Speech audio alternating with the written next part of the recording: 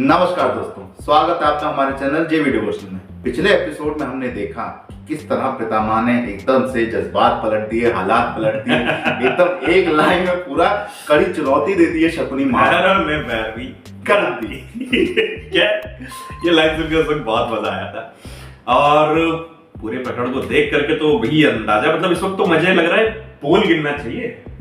हम लोग जो एग्जैक्ट पोल नहीं निकालते, धृतराष्ट्र के पुत्र दुर्योधन, पांडव के पुत्र युधिष्ठिर, कौन बनेगा युवराज, कौन बनेगा युवराज। को ये नहीं समझ में आ रहा था कि हम लोग रिएक्शन कैसा दी, क्योंकि एक तरफ इमोशनल मूवमेंट चल रहा है एग्जैक्टली और दूसरी तरफ शकुनी मामा दरअसल दुर्योधन का मुंह देखने जा रहा है। एग्जैक्टली वही बता रहा हूँ। दरअसल है क्या, हम दोनों कैरेक्टरों को बहुत अच्छे से एंजॉय करते हैं, एक शकुनी मामा को और दूसरा पितामह को, और ये दोनों कैरेक्टर अलग अलग चल रहे थे। जब तो एक बार हमारा ये हंसने वाला इमोशन आ रहा था, एक बार हमारा रोने वाला इमोशन, शब्दों की टक्कर चल रही थी दोनों। खैर वेट नहीं करते हैं, जल्दी देखते हैं ये अगला एपिसोड 38 पार्ट 2। मैं सम्राट धृतराष्ट्र आज ये घोषणा करता हूं, चुनाव का रिजल्ट आ रहा है, राज फिर भी ले रहे हैं यार। गुरु सम्राट का कल्याण हो। कौन आ गया की एंट्री हो गई भाई, गुरुद्रोण है। गुरुद्रोण ने एक बात कही थी पिछले एपिसोड में, याद होगा तो वो अश्वत्थामा आ गया देखिए।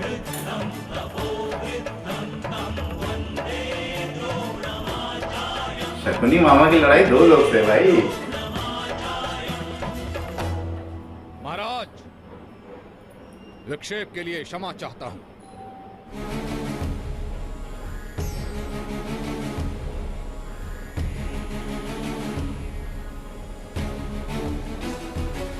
बना कितना बढ़िया ना यार, एकदम सेंटर करनी बात रखने के आज लिए। आप अपने उत्तराधिकारी की घोषणा करने वाले हैं, इसलिए मैं आपसे विनती करने आया हूं कि आप मेरे शिष्यों में से किसी की भी घोषणा इस सभा में ना करें।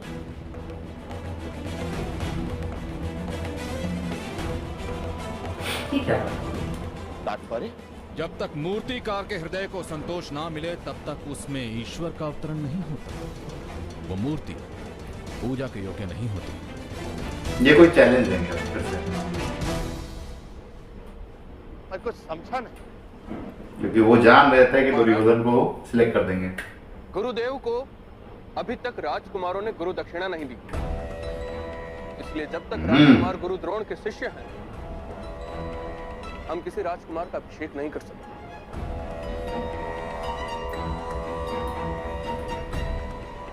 क्या मांग लेंगे सबसे दक्षिणा में, क्योंकि गुरुद्रोण की दक्षिणा बहुत महंगी है। महाराज के मेरे शिष्य मेरी दी हुई विद्या के बल पर अपनी गुरु दक्षिणा दे।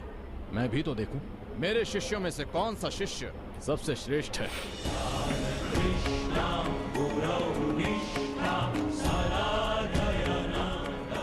कौन सा शिष्य सबसे योग्य है। अवश्य आचार्य, गुरु ही शिष्य की योग्यता को परखे, वही सबसे योग्य रीत होती है। कोई हम पर पक्षपात का आरोप नहीं कर पाए। क्षमा करे महाराज, क्षमा करे। बार बार लेने का क्या कारण है महाराज? दर्पण में अधिक समय तक देखने से स्वयं अपने मुख पर गुरुता दिखाई देती है। गुरुद्रोह, योग्यता आत्मा का गुण है, मुख का श्रृंगार नहीं गंधार राज, कि जिसका ज्ञान दर्पण में मिल जाए। पर स्पर्धा का आयोजन तो किया गया था ना महामंत्री श्री। किंतु स्पर्धा ने परिणाम नहीं निकाला हो, ये तो स्वयं महाराज ने कहा है। इसलिए यदि अब योग्यता का निर्णय गुरु द्रोण की गुरु दक्षिणा के माध्यम से हो, तो इसमें आपका आपत्ति क्या है? अवश्य। आपत्ति क्या है? यदि स्पर्धा का कोई परिणाम नहीं निकला तो ये मार्ग भी कोई अयोग्य नहीं।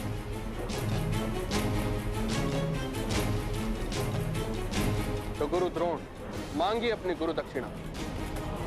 जो राजकुमार अपनी शक्ति के बल पर आपको संतोष दे पाए, वही राजकुमार सबसे योग्य होगा।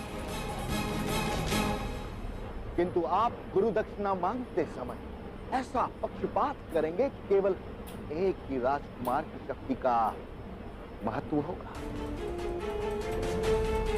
तीर कमान। आपकी शंका को मैं अपना अपमान मानता हूं गांधार राज। गुरु कभी पक्षपात नहीं करता और मेरी गुरु दक्षिणा कोई एक राजकुमार तो क्या, सभी राजकुमार मिलकर वास्तव में दे पाएंगे या नहीं, ऐसी शंका है मुझे।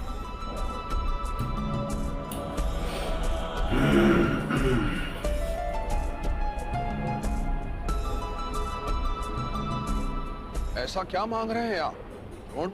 मुझे मेरे अपमान का प्रतिशोध चाहिए।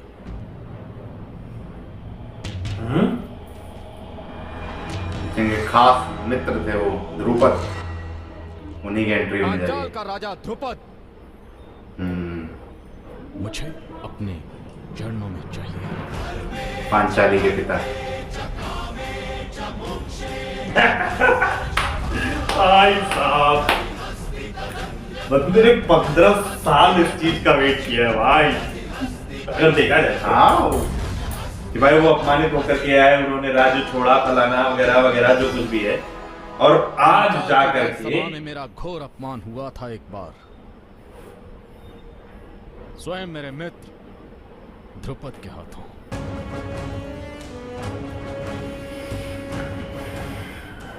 शत्रु के अपशब्द केवल आह्वान है, किंतु मित्र के अपशब्द अपमान।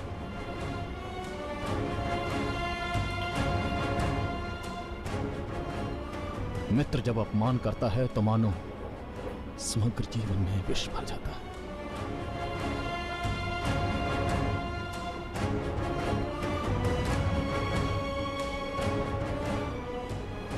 मेरे शिष्य, इस अपमान की अग्नि को अपने भीतर धारण करके वर्षों जिया हूं मैं। अर्जुन सोच रहा होगा यार, अभी तो बताया नहीं भैया हमको। परास्त कर सकता था, किंतु उसने मेरी विद्या का अपमान किया। इसीलिए मैंने ये तो इमोशनल से बहुत दूर है। तो वही ये अच्छा टारगेट इस वक्त द्रुपद। अपने शिष्यों के हाथों से पराजय दूंगा।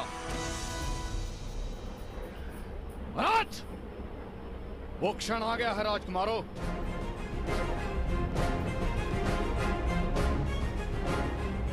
आज वो क्षण आ गया है राजकुमारों कि अब अपने गुरु के इस प्रण को पूर्ण करने का अवसर है तुम सबके पास। अर्जुन का खून देखो कैसे खौल रहा है। कौन दे पाएगा मेरी गुरु दक्षिणा? समझ। सबसे पहले अर्जुन ही उठने वाले हैं।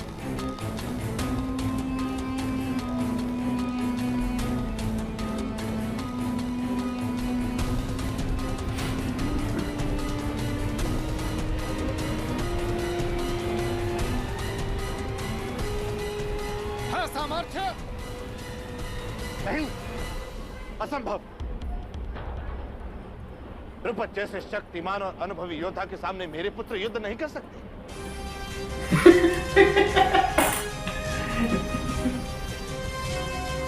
शक्तिशाली तो था भाई। पांचाल के पास तो अक्षौहिणी से भी अधिक सेना है। पाट नगरी कांपिल्य का दुर्ग विशाल और अभेद है। नहीं मांगो रुद्रोण, आप कुछ और मांगिए। यह गुरु दक्षिणा है महाराज, व्यापार नहीं। क्या बात।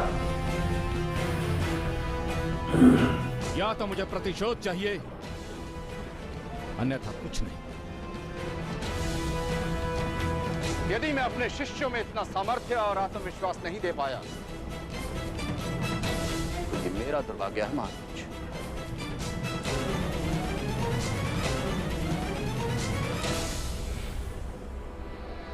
दुर्योधन तो जरूर उठेगा। अर्जुन के बाद ही मैं उठेगा। जाकर वीरों की खोज करूंगा,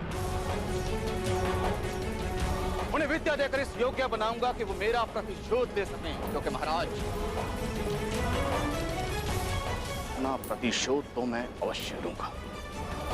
प्रतिशोध तो चाहिए मुझे भाई।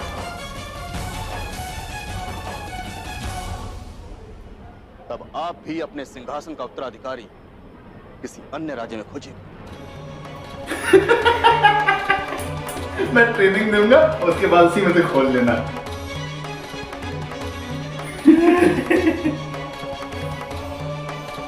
क्या चैलेंज दिया है भाई। आज्ञा दीजिए। खतरनाक।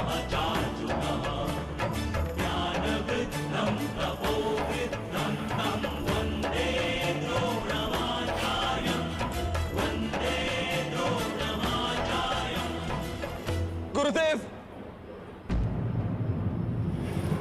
इनको तो उम्मीद थी कोई दे ना दे। पर अर्जुन जरूर देगा।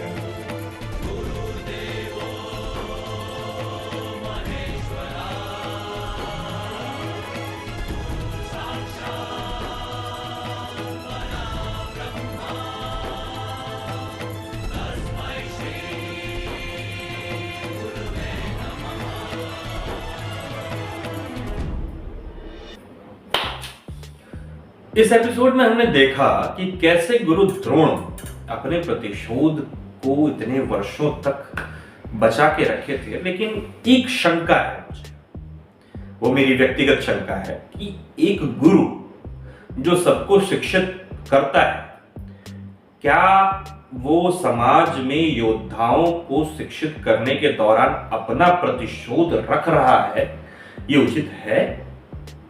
खैर, अगर मैं इसकी दोनों पहलुओं को सोचूं तो एक गुरु को दरअसल हर तरीके से पारंगत होना चाहिए, उसकी अपनी संपूर्ण जीवन पर नेतृत्व स्वयं का होना चाहिए। लेकिन गुरु द्रोण के जीवन में हमने देखा है शुरू से कि एक तो उनके स्वयं के पुत्र का प्रभाव बहुत ज्यादा है, और प्लस दूसरी बड़ी चीज ये है कि उनकी जो आत्मसम्मान की जो भूख है वो भी बहुत ज्यादा है। क्योंकि गुरु द्रोण ने जो इस वक्त चुनौती दी है सभी राजकुमारों को, वो यही है कि द्रुपद को जिसने उनके चरणों में रखा, उसी की गुरु दक्षिणा सबसे बेहतरीन।